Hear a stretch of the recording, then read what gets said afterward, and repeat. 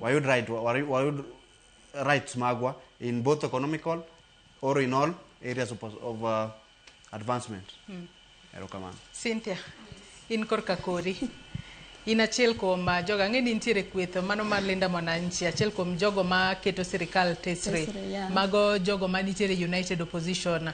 Nyalo bedo ni wechegi mago mag siasa mar athua biro kaluwore kod onge mano mar ideologies minyalo usne jopiny, kata bedo ni neno ni sirikal ok ti makare, mane momiyo koro jogi wacho kama mar ketho ne jogi, to seche ma jogi wacho kama to jo sirikal bende nyaka duoki. To bing'eni joma nitiere at the center ka gin jopiny. Jopiny kinde ka kinde luwo kendo winjo gima jotelo wacho. Obed gima rach, obed gima ber.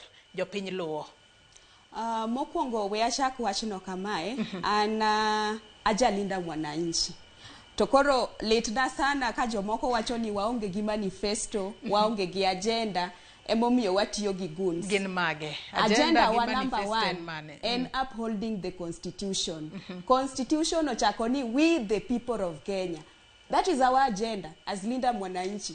Our second agenda is social justice and human rights. Koro jok ma wacho ni Linda Mwananchi onge gi agenda, our main agenda other one term.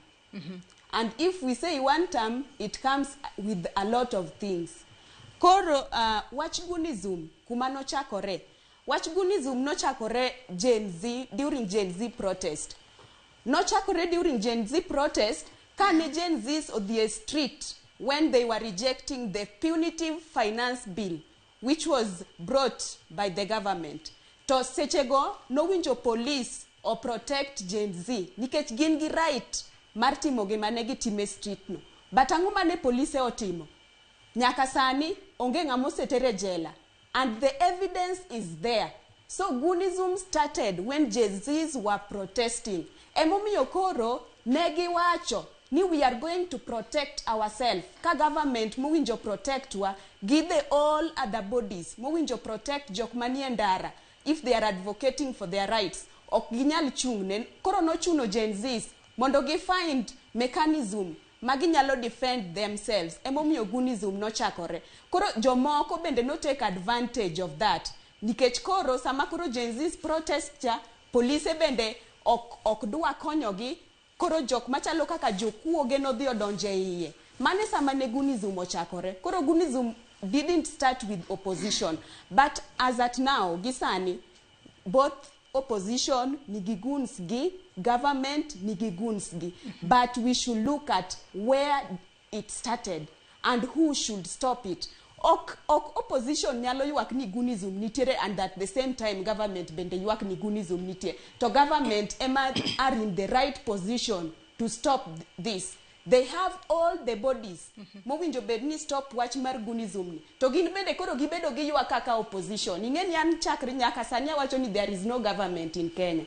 Nothing is working in Kenya. Everybody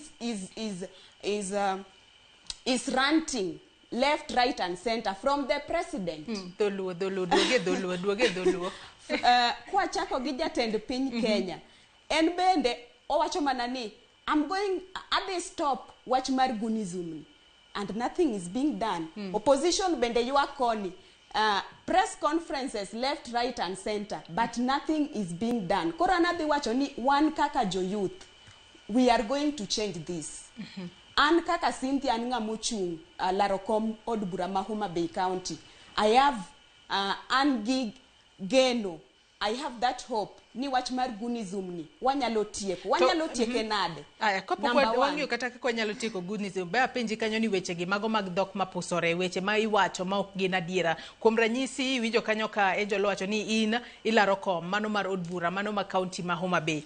Kendo kaber to hawi maber kendo seche moko inyalo yombo. Kata kamano kinde ma itimo kisera mari mar ombulu. Nikech kinde mathoth waseganno ka josiasa kobiro seche moko koonge gima usne jopiny, oracho mana jatelo mane nitiere kacha. Wacho ni ng'ane to bing'eni mago bende gin weche ma ok ni kare. Kiracho ng'ato, weche ma kamago tinyalo tieke yo machalo na tere gimomiyo josiasa wero tiyo kodgi. Kidhi kamora to kar mondo mi iusne jopiny gik mibobedo kidhi timo, itokori wuoyo marach ir ng'ama chielo.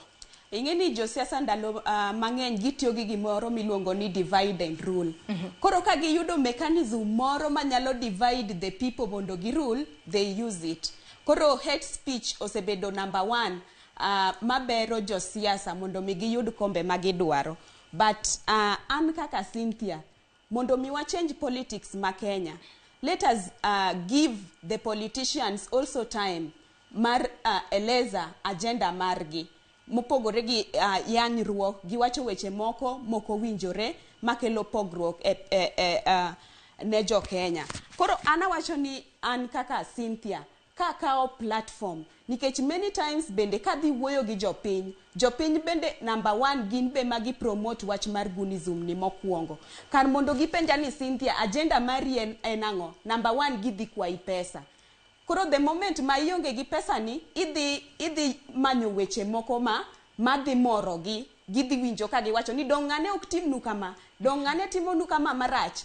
Koro hate speech no osechakore kanyo nikech ok gidwa winjo agenda ma in godo. Koro kwayo na mokwongo en jopiny, give me politicians time kata josiasa time mar eleza agenda magin godo. Number 2, wan kaka jo youth owinjo with the platform these politicians must spread weche matuo jigi. Number 2, owinjo wa champion weche mag dongruok e oganda wa. Owinjo wa educate, we create awareness mar wacho weche mabeyo makelo ji together. To nyaka wa promote bende constitution nikech constitution wacho maber ni ng'ata nigi right mar wacho agenda ne e part mora mar Kenya. Koro kwaseelewa kamano kik wabed kwaseyo jopinje mamoko. Kaka an Jaluo aseyo Waluya, an Jaluo aseyo wa Kikuyu, ni Kikuyu ok dwar Joluo. Ineno weche makamano. But kayudo platform, I should only sell my agenda.